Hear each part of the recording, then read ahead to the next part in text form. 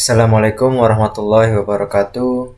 Saya Muhammad Fatwa Nur Rizky dari kelas MJ205 Prodi Manajemen akan membawakan presentasi UAS dari mata kuliah pengantar bisnis. Langsung saja dari tugas yang UAS yang diberikan, bisnis apa yang akan dijalankan? Kafe yang menyediakan makanan dan minuman khas daerah dengan tema tradisional dan atmosfer yang nyaman. Siapa yang akan menjalankan bisnis tersebut?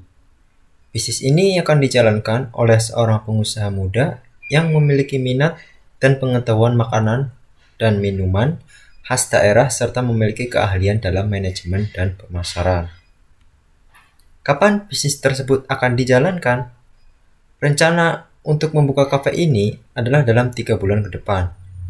Waktu ini akan digunakan untuk melakukan riset pasar, merancang konsep kafe, mengatur persiapan, dan mengurus perizinan.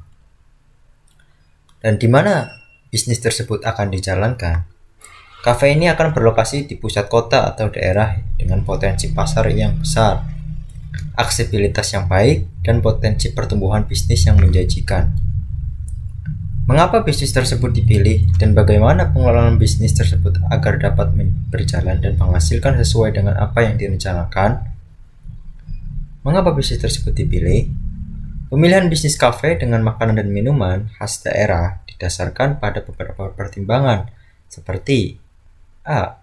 Minat dan keahlian pengusaha dalam bidang makanan dan minuman. B. Potensi pasar yang tinggi karena minat masyarakat terhadap kuliner tradisional dan kafe dengan tema unik. Dan C, di sini ada peluang untuk mengenal budaya daerah melalui makanan dan minuman khas. D, permintaan yang stabil karena makanan dan minuman adalah kebutuhan dasar manusia. Pengelolaan bisnis. Yang pertama, riset pasar. Melakukan riset pasar yang mendalam untuk memahami preferensi pelanggan, saingan di sekitar, dan kesempatan untuk membedakan diri. Yang kedua, perencanaan dan konsep.